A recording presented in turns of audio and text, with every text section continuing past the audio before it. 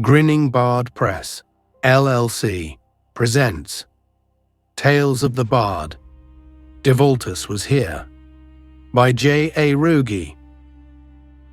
A machine, he said aloud, as if the word would make it more real. How curious. He remained there for a moment longer, heart racing not from fear, but from the rush of something he hadn't felt in ages, wonder.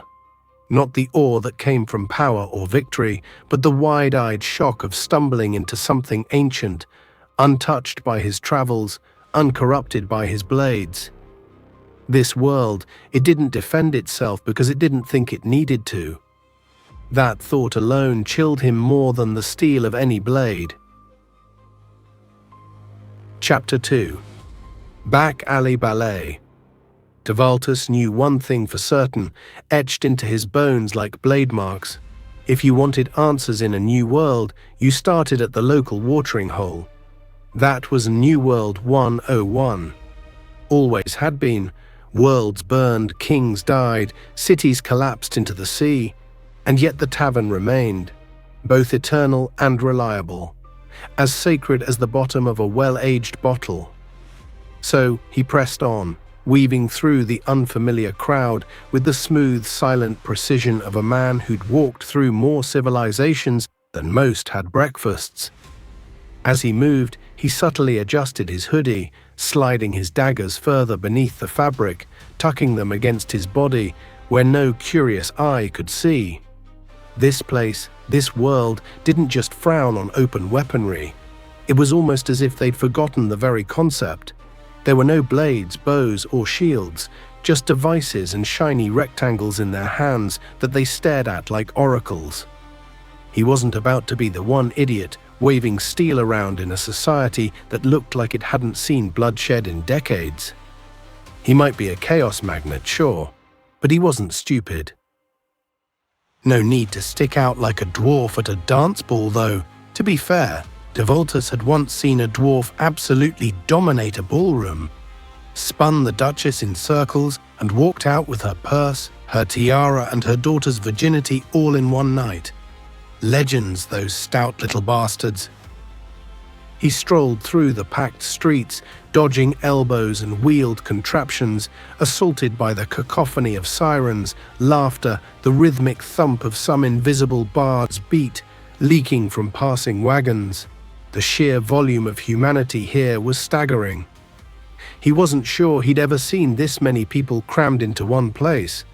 Not even the blood-soaked fighting pits of Al-Lara, where the front row paid extra to get splattered. Here there was no violence, no fire in their eyes, just people, wandering, shopping, and smiling. It was unnatural. He slowed as he passed a filthy beggar slumped against the unnaturally smooth stone of the sidewalk. The man had a cap laid out in front of him, worn, stained, its purpose obvious: catch the pity of strangers, a coin or two, enough for stale bread maybe, if he got lucky. Devaultus crouched beside him, head tilting. I appear to be without coin," he muttered, genuinely confused as he rifled through his purse. He didn't have copper or silver on him, not even a cracked emerald, just a few forgotten knuckle bones and a tiny pewter figurine of a man screaming. "Perhaps a merchant will give you something for this," he said casually, and dropped a diamond the size of his thumb into the cap as though it were a pebble plucked from the roadside. The beggar's eyes nearly popped from his skull. He blinked, sat up, straightened his back like a man waking from a 20-year curse. I'll ask around, sir," he stammered, voice suddenly laced with hope, fingers snatching the gem with frantic speed. He clutched it like a newborn and scrambled to his feet, gathering his threadbare rags and vanishing into the crowd like a rat sensing floodwater. Devaultus stood, lips twitching into a faint smirk. "Dwarves practically threw those things out," he said under his breath, amused. "Useless for cutting, great for bribery." He moved on, melting back into the crowd. Eventually he spotted it, A building tucked between two glass giants, its sign wasn't swinging lazily above the door like most taverns, but pinned to the side of the wall. It looked like this world's best attempt at a tavern: dim lighting, strange scents wafting out from within, and the distinct blessed murmur of patrons deep in drink. The sign read, "The Black Flask," in elegant gold script.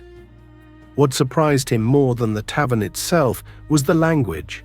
The signs, the voices, even the instructions barked from metal boxes. It was all clear, legible, and somehow understandable. Had the locals adopted common? Or was it the ring? He glanced at his hand, where the dull iron band sat, warm against his skin. A small part of him itched to take it off, test it, see what changed. But he wasn't that reckless, not yet. Not while this place still hid its monsters behind smiles and soft fabrics. He slipped through the tavern door and paused, letting his eyes adjust to the dim glow within. The place was disturbingly clean. There was no sour stench of spilled ale or broken stools. Not a single drunken pit fighter crumpled in the corner. It smelled faintly of lemon.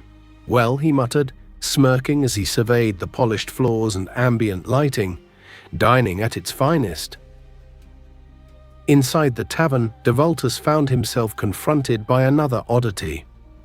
In the corner, a large flat screen displayed moving pictures, not unlike the ones he'd seen in the shop window. But these were accompanied by sound, loud and clear, filling the room with unfamiliar music and voices. He stared, transfixed, as the screen showed a man and a woman arguing in a strange, brightly lit room. Their clothes were odd, their mannerisms foreign, and their words peppered with references he couldn't begin to understand. "Is this a common form of entertainment here?" he asked the barkeep, nodding towards the screen. The barkeep glanced up, then shrugged. "It's just the TV. You know, television. You must be from pretty far out of town if you've never seen one before." Devaultus forced a smile. "Farther than you might think," he muttered, turning back to the screen. He watched a moment longer, trying to make sense of the strange tale unfolding before him. But the more he watched, the more questions he had. Finally, with a sigh of frustration, he turned away and focused on the task at hand: gathering information. "Barkeep, an ale, please." The woman behind the bar, without a word, reached for a glass bottle, flicked the metal cap off with a deft snap, and slid it across to him. Devaultus didn't hesitate. He plucked a small diamond from his pocket and set it gently on the counter like it was a copper coin. The reaction was immediate. The barkeep froze mid-turn, eyes widening as she lifted the gem, its faceted surface erupting in a dance of rainbow fire beneath the hanging lights. She held it up like a sacred relic, forgetting the drink, the man who'd handed it to her, and perhaps even her own name. Devaultus took a sip, nodded politely, and wandered off to an empty booth near the back. Slouching into the seat with practiced ease, he let his ears do the work.